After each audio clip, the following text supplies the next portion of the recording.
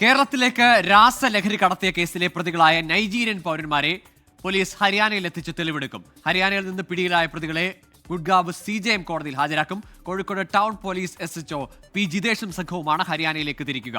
ദീപക് ധർമ്മടമുണ്ട് വിശദാംശങ്ങളുമായി കോഴിക്കോട് നിന്ന്. ദീപക്, ഈ കേവലം ലഹരി പിടികൂടുക എന്നതിനപ്പുറം അതിന്റെ ഉറവിടത്തിലേക്ക് തന്നെ കടന്നു ചെന്ന നടപടിയാണ് കോഴിക്കോട് ടൗൺ പോലീസിന്റെ ഭാഗത്ത് നിന്ന് ഈ കേസിൽ ഉണ്ടായത്.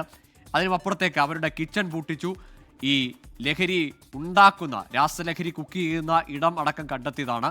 ഇനി ആ ഉറവിടം, അതിന്റെ വേരുകൾ തേടി കൂടുതൽ വിശദമായ അന്വേഷണത്തിലേക്ക് കടക്കുകയല്ലേ ടൗൺ പോലീസ്?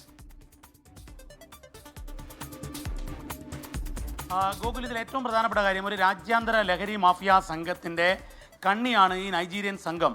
മാത്രവുമല്ല, വിസയില്ലാതെ അനധികൃതമായി ഇന്ത്യക്കകത്ത് വർഷങ്ങളായി താമസിച്ചുകൊണ്ട് ലഹരി ഉൽപ്പാദനം, ലഹരി രാജ്യത്തേക്ക് കടത്തുക ഇപ്പോൾ കർശനമായി തടഞ്ഞ ഒരു പശ്ചാത്തലം. കടത്താൻ അങ്ങനെ പഴയതുപോലെ പറ്റുന്നില്ല. അത്തരമൊരു ഘട്ടത്തിൽ രാജ്യത്തേക്ക് നുഴഞ്ഞു കയറി ഇവിടെ ഈ MDMA പോലുള്ള രാസലഹരികൾ ഉൽപ്പാദിപ്പിക്കുക, അതിനുവേണ്ടിയുള്ള കിച്ചൺ പ്രവർത്തിപ്പിക്കുക എന്നുള്ളതാണ് ഇവർ ചെയ്തത്. ഇവരെയാണ് കോഴിക്കോട് സിറ്റി പോലീസ് പിടികൂടിയത്. ടൗൺ CI ജിതേഷിൻ്റെ നേതൃത്വത്തിലുള്ള സംഘമാണ് പോയത്.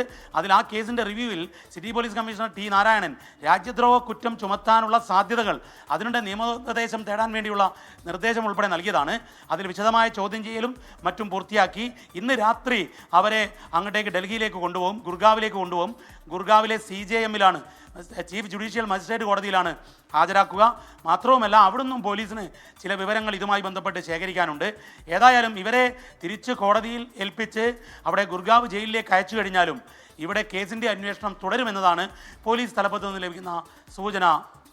ഗോകുൽ, ശരി, ദീപക് ധർമ്മടമാണ് വിശദാംശങ്ങൾ നൽകിയത്. ഏതായാലും ഈ നൈജീരിയൻ സ്വദേശികളുടെ ലഹരി ബന്ധങ്ങളിലൂടെ കേരളത്തിലേക്ക് ലഹരി എത്തുന്ന, അല്ലെങ്കിൽ ഇന്ത്യയിൽ ലഹരി ഉൽപ്പാദിപ്പിക്കുന്ന, നിർമ്മിക്കുന്ന ഇടങ്ങളിലേക്ക് കൂടുതൽ കടന്നു ചെല്ലാനുള്ള ശ്രമത്തിലേക്കാണ് കേരള പോലീസ് കടക്കുന്നത്.